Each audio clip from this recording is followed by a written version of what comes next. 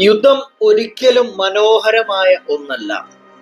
നാളെ മുതൽ നമുക്ക് പാല് കിട്ടാതെയാകുമ്പോൾ, പത്രം കിട്ടാതെയാകുമ്പോൾ, നമുക്ക് കഴിക്കാൻ ഭക്ഷണമോ നമുക്കൊന്ന് അടച്ചുറപ്പോടെ ഇരിക്കാൻ വീടുകളോ ഇല്ലാതെയാകുമ്പോൾ മാത്രമാണ് നമ്മൾ യുദ്ധത്തിന്റെ ഭീകരതയെക്കുറിച്ച് മനസ്സിലാക്കുന്നത്.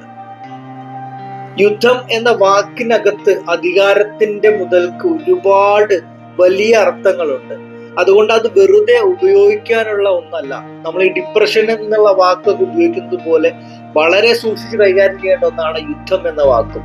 ചരിത്രാതീത കാലം മുതൽക്ക് തന്നെ മനുഷ്യൻ അവന്റെ എല്ലാവിധ അധികാരങ്ങളും പിടിച്ചെടുത്തിട്ടുള്ളത് യുദ്ധത്തിലൂടെയാണ്.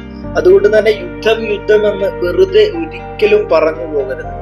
അതിന് വലിയ അർത്ഥങ്ങളുണ്ട്. ധാരാളം മനുഷ്യരുടെ ചോരയും കണ്ണുനീരും ഒക്കെ കണ്ടിട്ടാണ് മേൽപ്പറഞ്ഞ എല്ലാ രാജ്യങ്ങളും അവരുടെ അതിർത്തികളും ഭൂപടങ്ങളും എല്ലാം കെട്ടിയുണ്ടാക്കിയിട്ടുള്ളത്. അതുകൊണ്ട് തന്നെ ഇനിയൊരു യുദ്ധം എന്നുള്ളത് ഒരുപാട് മനുഷ്യരുടെ നിലനിൽപ്പിന്റെ വലിയൊരു പ്രശ്നമാണ്. മാളിക മുകളിൽ ഇരിക്കുന്ന തമ്പുരാന്മാർക്കൊന്നും ഒരിക്കലും യുദ്ധം ബാധിക്കില്ല.